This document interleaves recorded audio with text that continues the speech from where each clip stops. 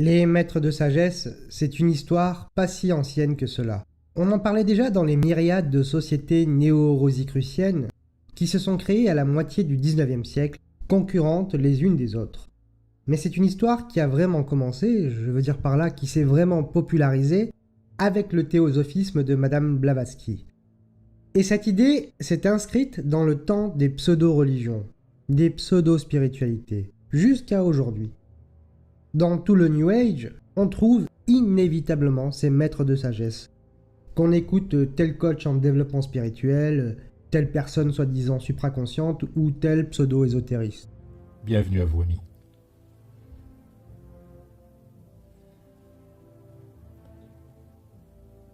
C'est votre frère Moria qui s'exprime ici présentement.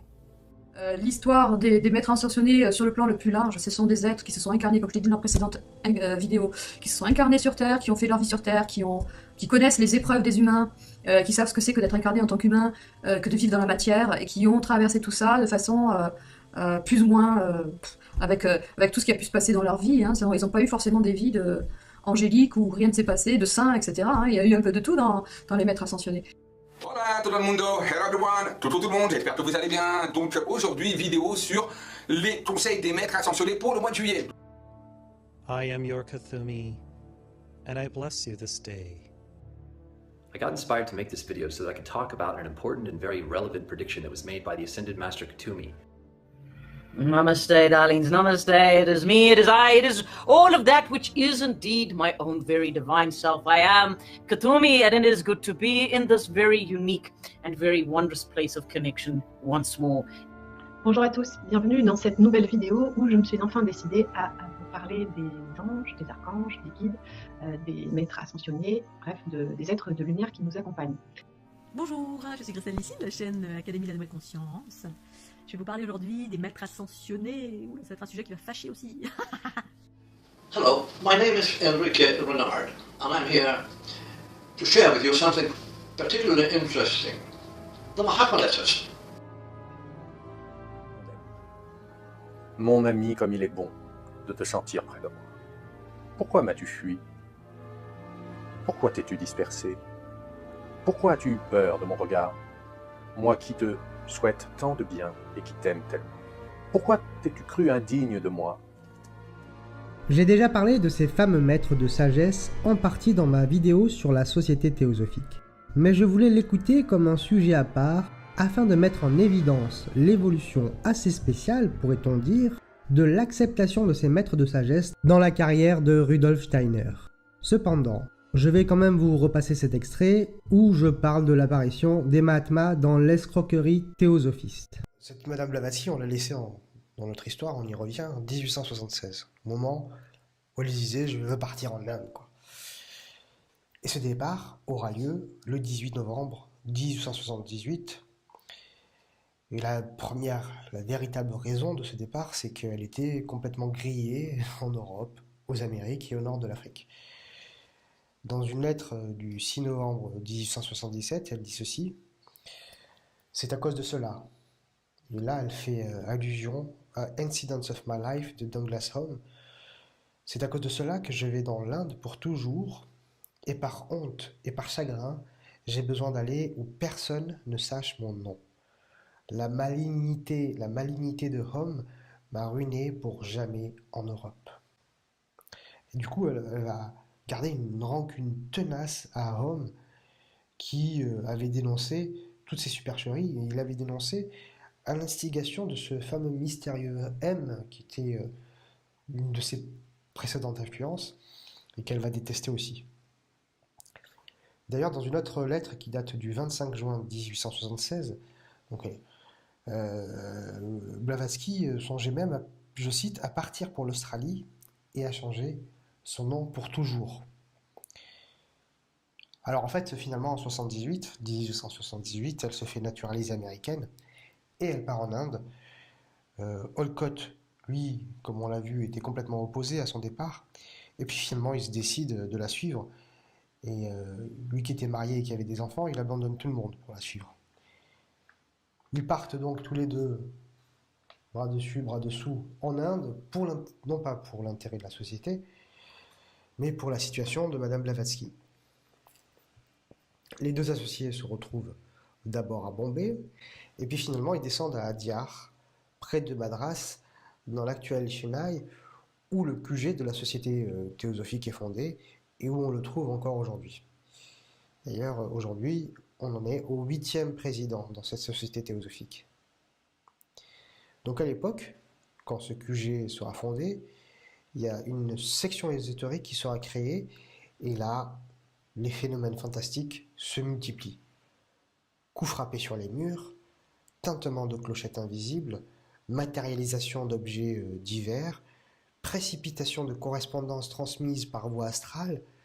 D'ailleurs, dans le monde occulte de Sinet, on trouve énormément d'exemples de ce genre. Il n'y avait pas que ces fameuses lettres, mais aussi des dessins. Il y avait des peintures. Ces peintures qui étaient produites de la même manière que lorsque Blavatsky était à Philadelphie et qu'elle vendait à prix d'or à ses pigeons, notamment au général Lippitt, qui avait fini par comprendre qu'il se faisait bananer. Les clochettes astrales aussi, on les avait entendues en Amérique, devant Olcott et devant le baron de Palms. En Angleterre, on les avait entendues chez le docteur Spear et chez Stanton Moses. Et même ce dernier avait écrit vers la fin de sa vie, lorsqu'il avait complètement rejeté le théosophisme, il avait écrit ceci à son ami William Oxley: « La théosophie est une hallucination ».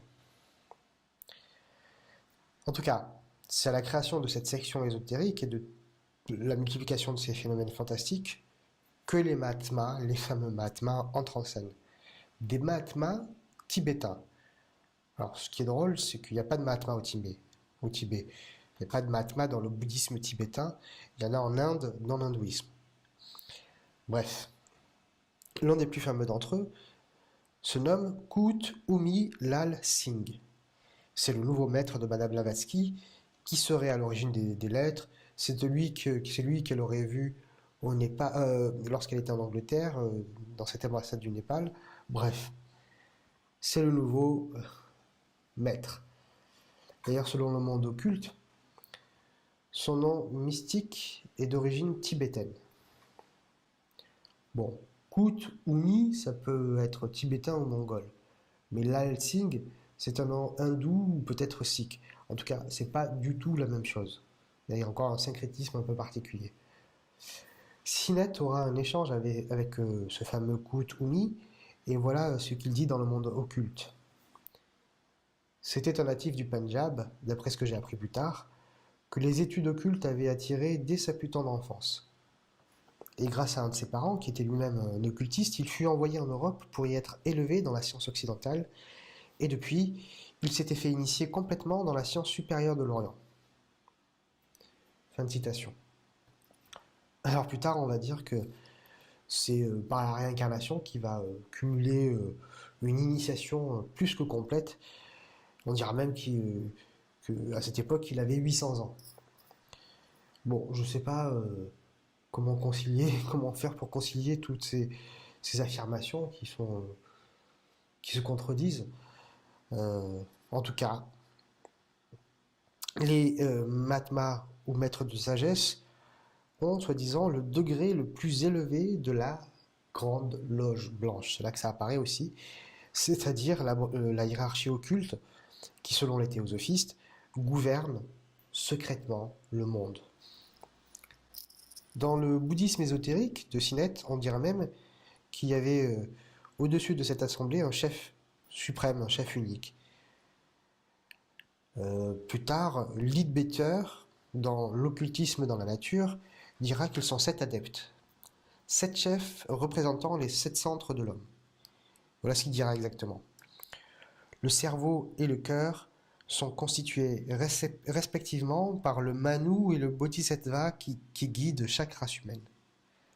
Alors ça c'est particulier aussi parce que Manu et Bodhisattva sont deux concepts qui n'appartiennent pas aux mêmes traditions. L'un est hindouiste, enfin brahmanique, l'autre est bouddhiste. Et ça, ce mélange, encore une fois, ce syncrétisme un peu particulier, ça montre le peu de sérieux de la doctrine théosophiste.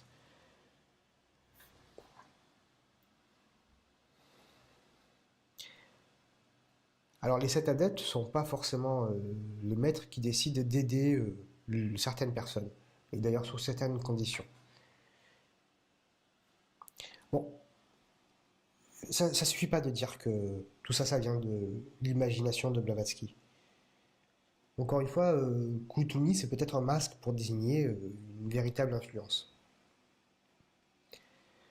D'autre part, le mot Mahatma, donc on a vu qu'on ne l'utilisait pas chez les bouddhistes mais chez les hindouistes, mais peu importe, le terme Mahatma ne peut pas s'appliquer à des êtres humains, mais à des réalités métaphysiques normalement. Le truc, c'est que ces influenceurs, évidemment, ils sont forcément très humains. Alors, en tout cas, surtout s'il est né au Punjab, apparemment. Quant aux phénomènes produits par ses maîtres, bizarrement, c'est les mêmes que ceux que produisait Blavatsky lorsqu'elle arnaquait tout le monde et qu'elle s'était fait attraper. Il y a eu une enquête. Cette enquête, c'est celle du docteur Richard Hodgson, qui va le prouver amplement. Les messages précipités, tels que les appelait Madame Blavatsky, étaient fabriqués par elle à l'aide d'un certain Damodar K. Mavalankar, un brahmane qui avait fini par répudier publiquement sa caste. Alan Ho Hume a rapporté d'autres noms, lui qui est un ancien de cette société et qui, après s'être rendu compte de l'arnaque, s'en est complètement désavoué. Allez, même Sinnett lui-même avouera dans le monde occulte, plus les lecteurs connaîtront l'Inde, moins ils voudront croire que les lettres sont écrites par Kuthumi, qui serait soi-disant natif de l'Inde. Fin de citation. Une des lettres qu'on retrouve dans ce même livre, publié en 1880 d'ailleurs, mais qui datait de l'époque de la rupture avec l'Arya Samaj, c'était une copie d'un discours prononcé à Lake Pleasant en août 1880, prononcé par le professeur Henry Kiddle de New York et publié dans le journal Spirit Banner of Light. Kiddle demanda des comptes à Sinnett, et Sinnett ne lui a pas répondu. Alors qu'est-ce qu'il a fait, Kiddle? Il a décidé de rendre cette histoire publique, et il émis une protestation dans le magazine Light du 1er septembre 1893 et 1883 pardon, et une autre dans le Light du 5 juillet 1884. Alors cette affaire va créer un grand tourment et il y aura de nombreuses démissions dans la société théosophique, notamment à Londres. C.C. Macy, président de la section londonienne, qui sera d'ailleurs remplacé par Sinnett, Stanton Moses, F.W. Percival et Miss Mabel Collins, l'auteur de La Lumière sur le Sentier.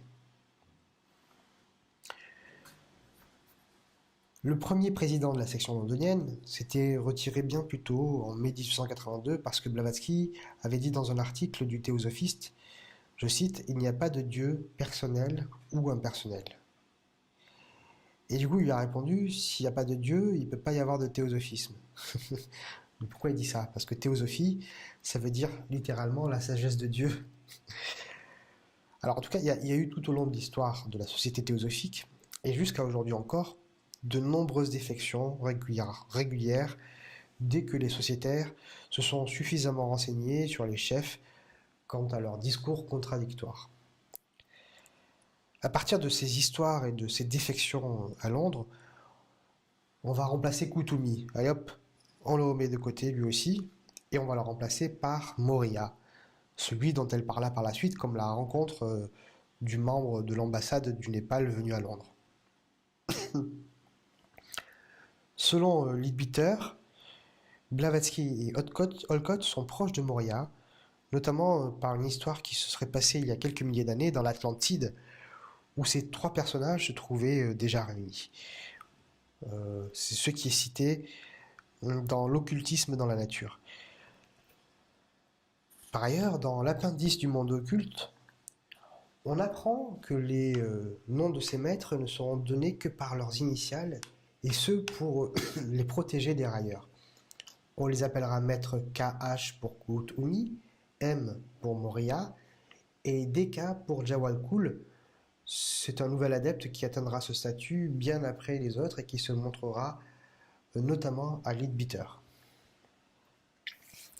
Kutumi et Moria, même si Kutumi a été plus ou moins dégagé, Kutumi et Moria sont les deux principaux guides de la société, destinés à une situation plus élevée. Leadbeater, dans l'occultisme dans la nature, dira, je cite, « Beaucoup parmi nos étudiants savent que le maître M, comprendre le maître Moria, le grand adepte auquel se rattachait plus particulièrement nos fondateurs, a été choisi pour être le Manu de la 6e race mère, celle qui devrait succéder à la nôtre, et que son ami inséparable, le maître KH, entendre Kutumi, doit en être l'instructeur religieux, c'est-à-dire le Bodhisattva en fait. » Dans le livre David Alcyone, un livre édité par plusieurs auteurs et publié par la Société théosophique pour annoncer l'avènement de Krishnamurti en tant que Messie suprême pour le monde, Moria est désigné sous le nom de Mars, Kutumi par Mercure, Jewalkul sous le nom d'Uranus et le Bodhisattva du moment, c'est-à-dire Krishnamurti, sera nommé Surya, le nom sanskrit du soleil. Selon les théosophistes, Mars et Mercure, en tant que planètes, appartiennent à la même chaîne que la Terre, physiquement.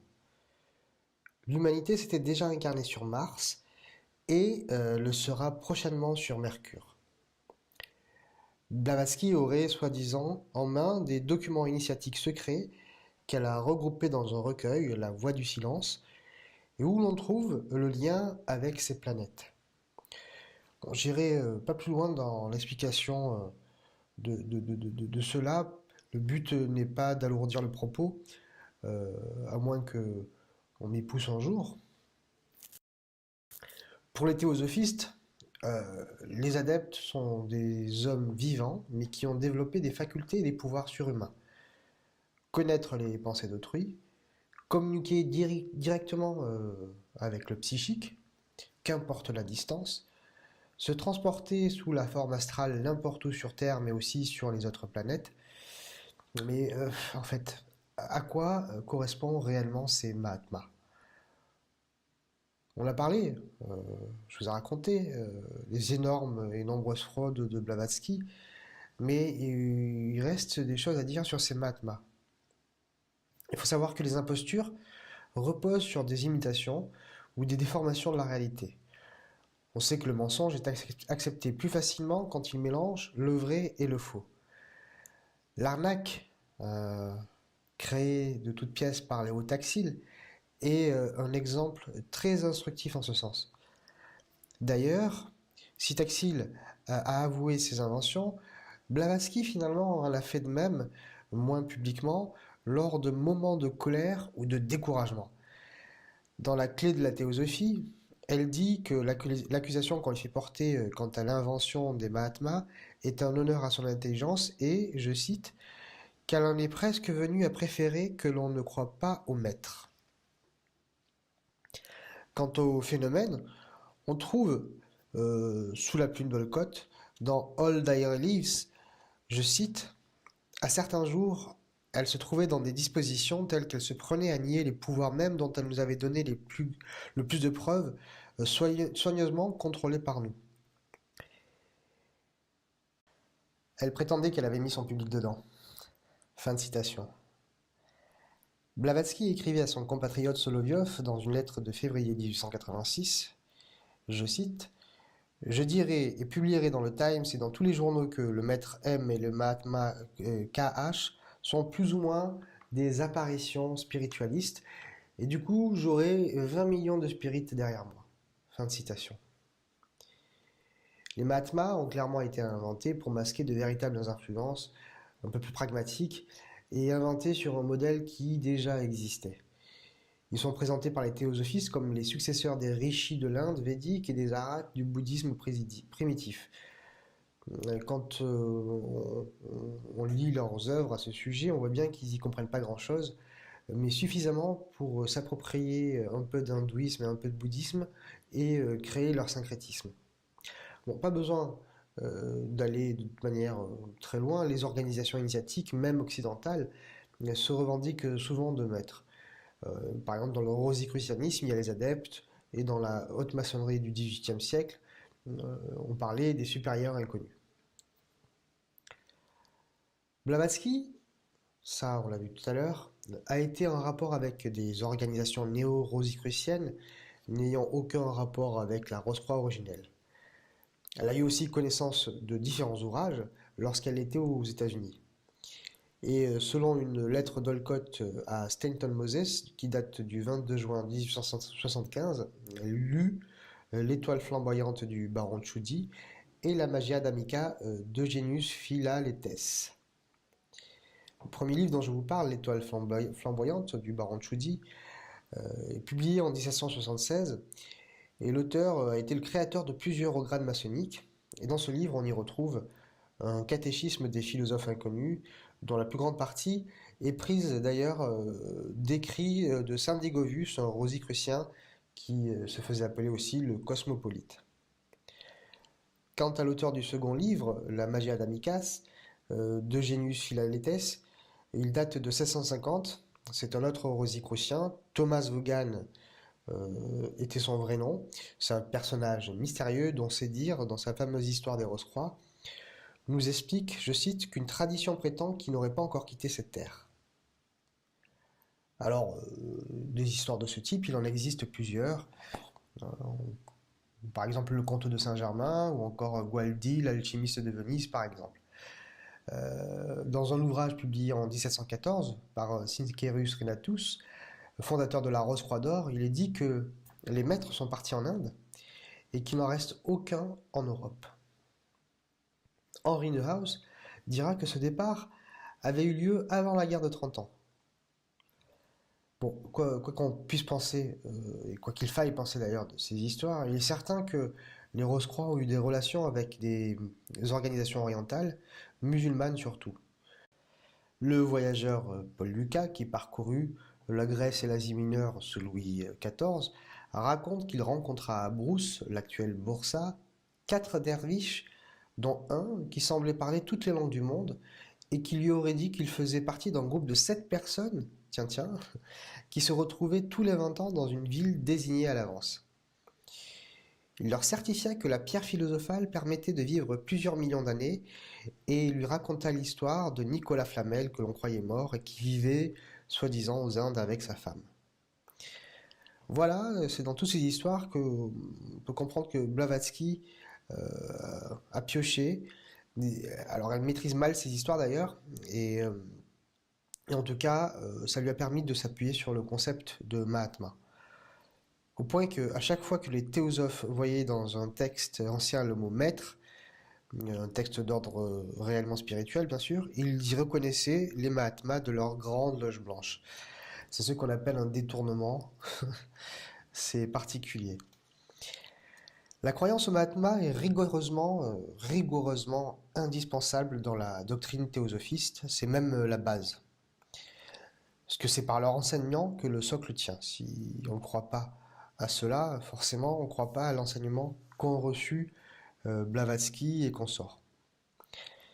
Dans Reminiscence of H.P. Blavatsky, la comtesse Weichmaster écrira, je cite, « S'il n'existait pas de Mahatma ou adepte, les enseignements théosophiques seraient faux. » Fin de citation.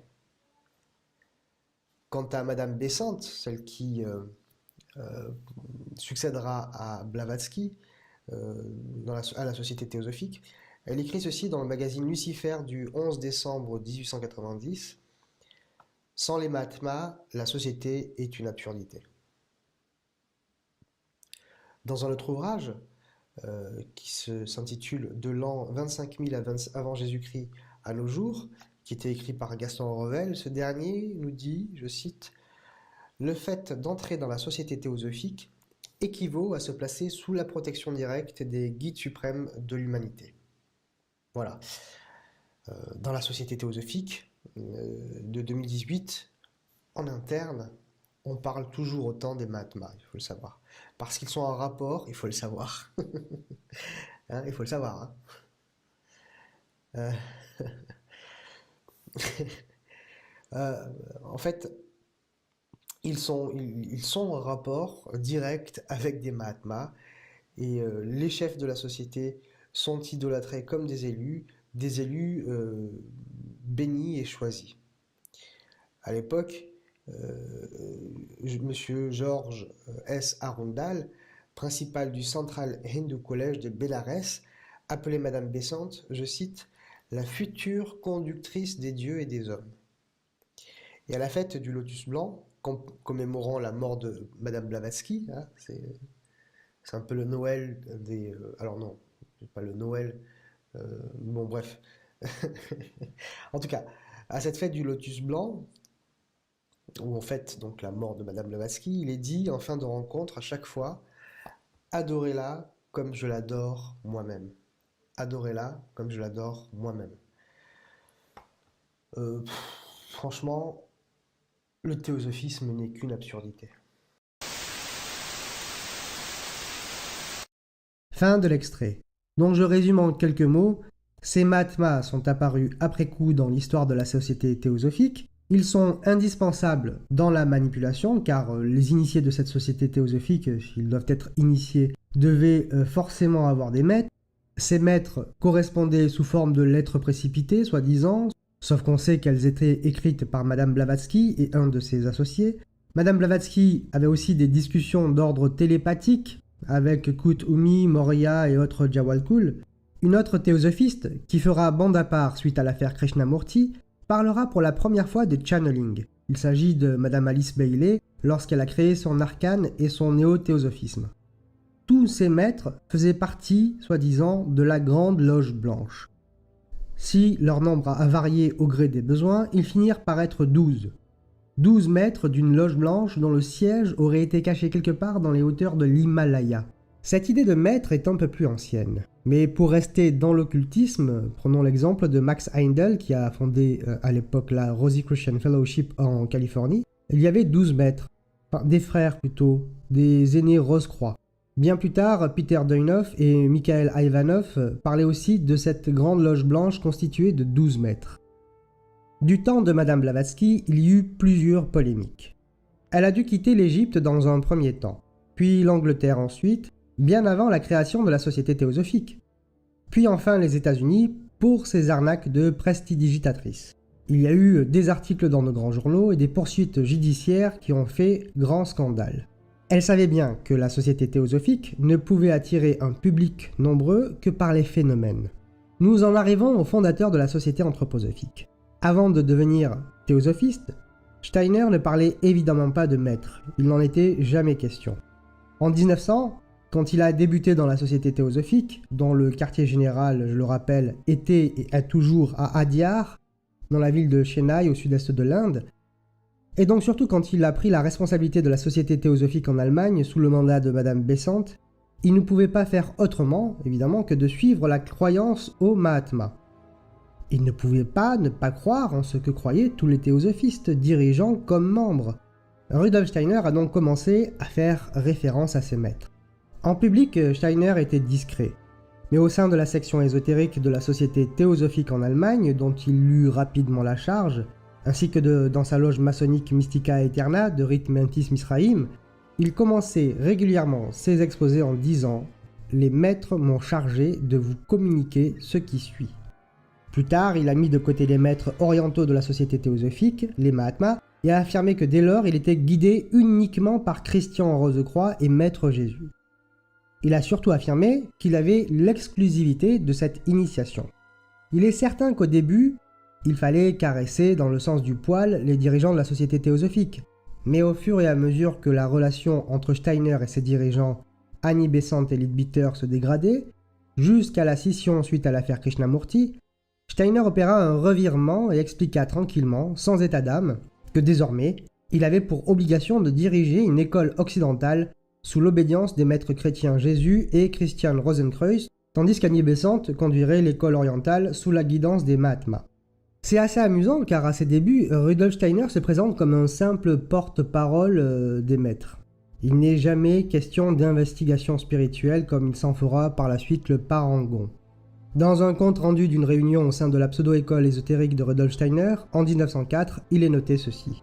Rudolf Steiner commence par réciter une prière, puis il indique qu'à travers lui parlent les maîtres, qu'il n'est que le moyen d'exprimer les pensées des maîtres. Maître Moria indique le but du développement humain, c'est lui qui conduit l'humanité vers son but. Maître Kuthumi est celui qui nous montre les chemins qui conduisent au but. Dans un autre compte rendu de réunion, il dit ceci: les Mahatmas auront quelque chose à nous dire aujourd'hui, voici la parole du maître Moria, ou encore les maîtres peuvent être considérés par nous comme un idéal, ils ont atteint ce que nous devons encore atteindre, nous pouvons par conséquent nous enquérir auprès d'eux quant à notre évolution. Là on est en 1904. En 1905, Rudolf Steiner va petit à petit se glisser dans la peau du grand maître de l'ordre Rose-Croix, sous l'influence, sans aucun doute pour ma part, de Franz Hartmann. En octobre 1905, il dit ceci: évocation des maîtres, Maître Moria indique la parole suivante: homme, sache que tout ce qui est autour de toi l'est à cause de toi, et que tu es là pour les dieux. Un mois après, en novembre 1905, les 4 maîtres ont fondé le rosicrucisme afin de conduire l'humanité vers la connaissance de la moralité et d'en révéler les lois. Ceci afin qu'une armée se forme parmi les humains engagés consciemment dans le travail. À nouveau, un mois après, en décembre 1905.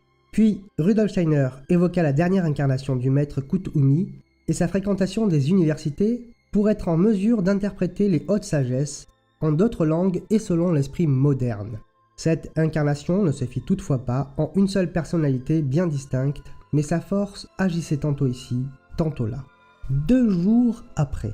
Concernant les doutes sur la fréquentation des universités par le maître Kuthumi, il est dit que ce lui fut nécessaire pour acquérir des notions européennes.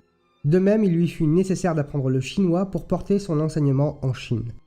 Une douzaine de jours plus tard, après la Noël 1905.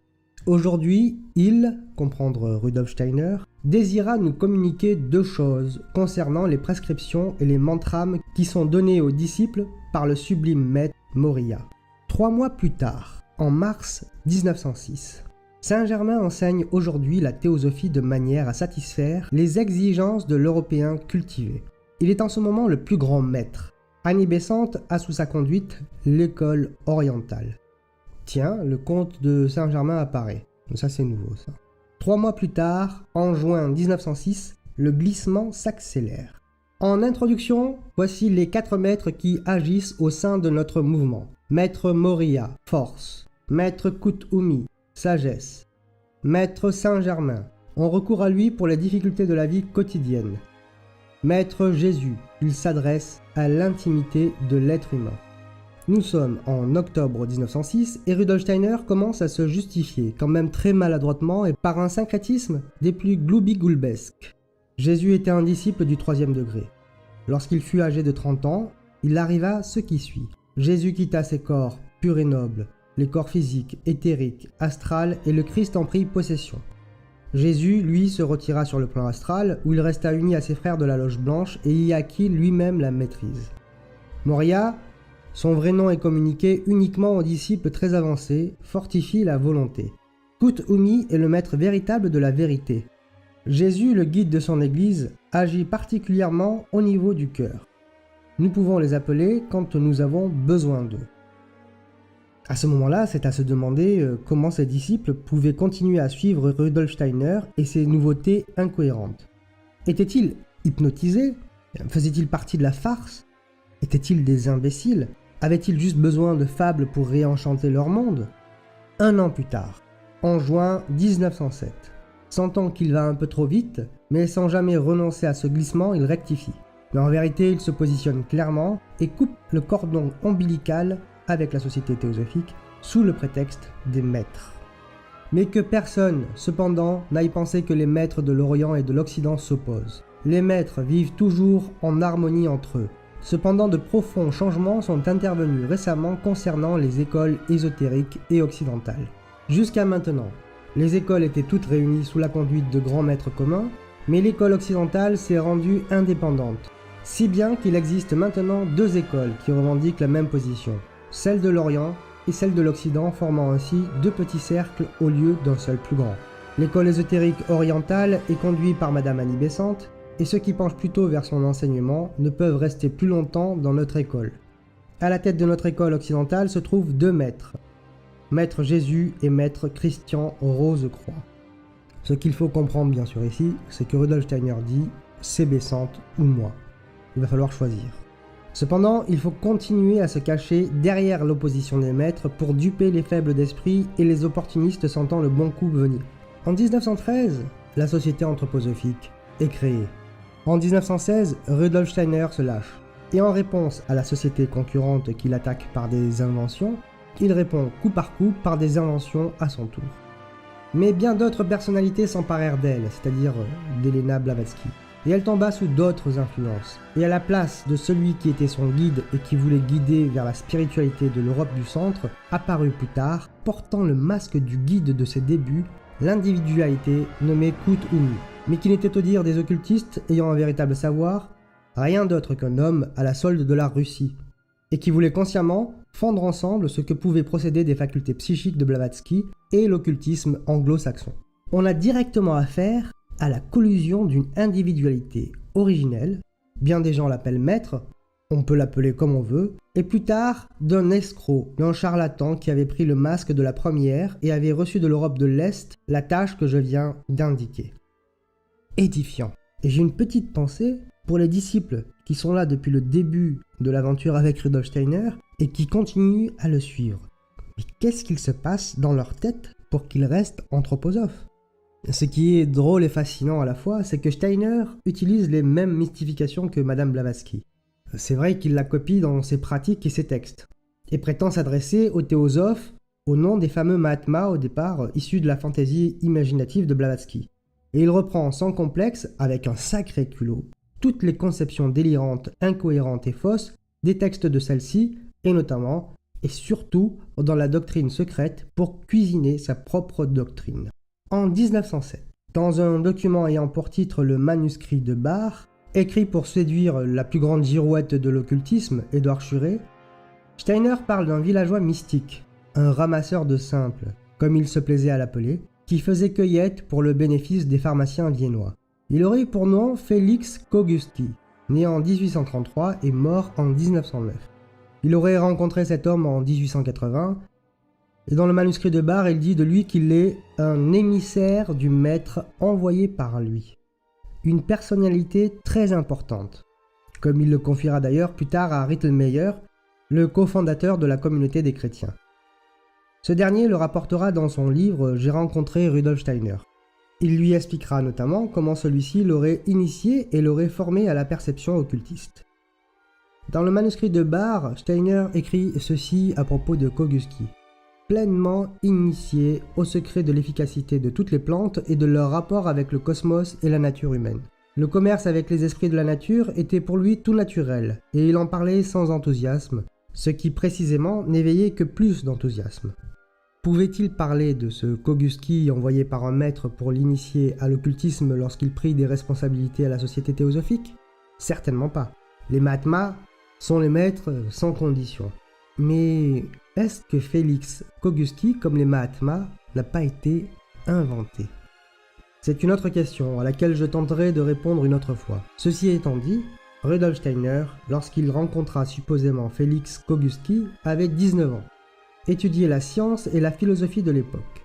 Est-ce qu'un esprit de formation rationnelle pouvait se laisser attirer par ce genre de maître ? Peut-être que oui, si Kogutski a existé, ou peut-être que non. Des esprits scientifiques et rationnels à cette époque, ils furent nombreux à participer aux divers néospiritualismes. Et pourquoi pas le jeune Steiner ? Mais enfin, ce Kogutski tombe à pic lorsque Rudolf Steiner en parle pour la première fois en 1907 et qu'il commence à poser ses pions alors qu'il est membre de la Société théosophique, je le rappelle, depuis 1900. 7 ans donc avant d'en parler. C'est curieux. Quand le torchon a commencé à brûler entre Rudolf Steiner et Annie Besant, cette dernière l'attaqua de manière virulente, en le traitant de jésuite. Dans le monde de l'occultisme de ce début du XXe siècle, c'était la pire insulte que l'on pouvait faire à quelqu'un. J'ai déjà expliqué dans ma vidéo sur le théosophisme d'où provient ce délire, puisque c'est comme cela qu'il doit être qualifié, sur les jésuites. Un délire équivalent à la rumeur persistante des Illuminati et autres reptiliens de notre époque. Pour les platistes, si aujourd'hui nous considérons presque tous que la Terre est un globe, c'est la faute des jésuites. Suite à ces attaques, qui ont, il faut le dire, décontenancé quelque peu Steiner, celui-ci se mit à travailler sur une esquisse d'autobiographie. Steiner, étrangement, n'y fait aucune référence au maître. Mahatma, Rose-Croix, Kogusky, non. Seulement à sa clairvoyance et ses facultés propres d'investigation dans le monde suprasensible depuis son enfance. Un don des dieux qu'il a transposé en méthode. Dans son autobiographie datant de 1923, c'est le titre de son ouvrage, il ne fait plus référence à aucun maître, aucun qui ne l'ait initié dans l'occultisme. N'est-ce pas extraordinaire? C'est une autobiographie, alors quoi? C'est plus pratique de cacher la poussière sous le tapis et de ne plus y faire référence parce que toutes ces fantaisies, tous ces opportunismes sont d'une incohérence telle qu'il en aurait eu lui-même honte. Il y a juste son travail et ses réflexions sur Goethe dans cette autobiographie, la référence Goethe, mais c'est tout. Dans le livre d'Ella Wiesberger, Marie Steiner de Sievers, Une vie au service de l'anthroposophie, publié en 1989 par les éditions anthroposophiques, on y trouve une lettre de Rudolf Steiner à sa compagne Marie de Sievers, compagne qu'il trompera d'ailleurs avec Ita Weckmann sous des prétextes pseudo-ésotériques sans aucune honte, et qui d'ailleurs aboutira à de sacrés soucis lors de la mort du clairvoyant autrichien. Bref, dans une lettre de 1905 écrite à sa femme, on peut lire ceci. « Et pas un jour ne passe que les maîtres ne donnent un clair avertissement. Soyez prudents, pensez à l'impréparation de notre époque. Vous avez des enfants devant vous, et c'est votre destin de relever des enseignements secrets élevés à des enfants. Soyez attentifs qu'à travers vos paroles, vous suscitez des malfaisants. Je peux seulement dire que si le maître ne m'avait pas convaincu, en dépit de tout ceci, que la théosophie est nécessaire pour notre époque, j'aurais seulement écrit des livres philosophiques et fait des conférences de littérature et de philosophie, même après 1901. Dans une autre déclaration de Steiner, on apprendra que ce maître lui spécifiait d'agir sur le champ de la philosophie idéaliste, ce qui l'aurait amené à écrire la philosophie de la liberté. Nous ne sommes plus à une contradiction près. Il aura copié Madame Blavatsky jusque dans ses manipulations. Il y a quand même un autre problème, et de taille celui-là. Ce fameux maître, de la prime jeunesse de Steiner, qui l'aurait poussé à enseigner le théosophisme. Il aurait dû être au courant des histoires de Blavatsky, notamment celles sur les Mahatmas. Comment se fait-il que Steiner y aille et prenne des responsabilités? C'est tout de même un souci, ce détail, qui discrédite complètement et le soi-disant maître, si jamais il a existé, et Rudolf Steiner. C'est n'importe quoi. Mais alors pourquoi cette histoire de maître dans sa jeunesse? Qu'est-ce que c'est que cette nouveauté? Mais c'est juste une nouveauté en fait. Une invention dont la nature est absolument opposée à l'enseignement théosophiste. Ça ne tient pas la route une seconde. À la fin de sa carrière, il a même essayé de faire croire, avec la plus grande des maladresses, que l'anthroposophie était l'aboutissement de sa philosophie de la liberté. L'individualisme éthique et l'imagination morale que Steiner met en avant dans sa philosophie de la liberté est en complète contradiction avec l'anthroposophie. Une bulle grossière de fantasmes et d'inventions occultistes. Enfin, d'inventions, de plagiat occultiste. Quand ton chat retombe sur ses pattes, c'est clair, net, précis. Quand Steiner essaie de retomber sur ses pattes, c'est imprécis, incohérent, boiteux et fumeux. Quelques mois avant son décès, dans un délire christique, Rudolf Steiner avait pris la présidence de la Société anthroposophique et il avait pris avec le karma de l'entité et de ses membres sur lui. Au congrès de Noël 1923, Rudolf Steiner avait craint qu'en prenant cette responsabilité, les révélations provenant du monde spirituel ne tarissent. Mais ouf, cela n'avait pas été le cas. Bien au contraire, les révélations se sont intensifiées. Mais cher Rodolphe, il faudrait savoir, s'agissait-il de révélations ou d'investigation comme vous avez fini par décrire votre méthode après multiples retournements de veste? Il y a quelque chose comme beaucoup d'opportunisme chez ce personnage. Il aurait eu un maître dans sa jeunesse, puis des maîtres Mahatma lors de son adhésion à la Société théosophique, qu'il rejette ensuite pour les maîtres Jésus et Christian Rose-Croix, pour en arriver à la fin de sa carrière et de sa vie à ne plus jamais parler de maître, mais d'investigation propre, personnelle, ou bien de révélations faites à lui et seulement lui. Et au-delà de la cohérence de Rudolf Steiner, quelle est la cohérence de ses disciples et de ses continuateurs? Quelle escroquerie!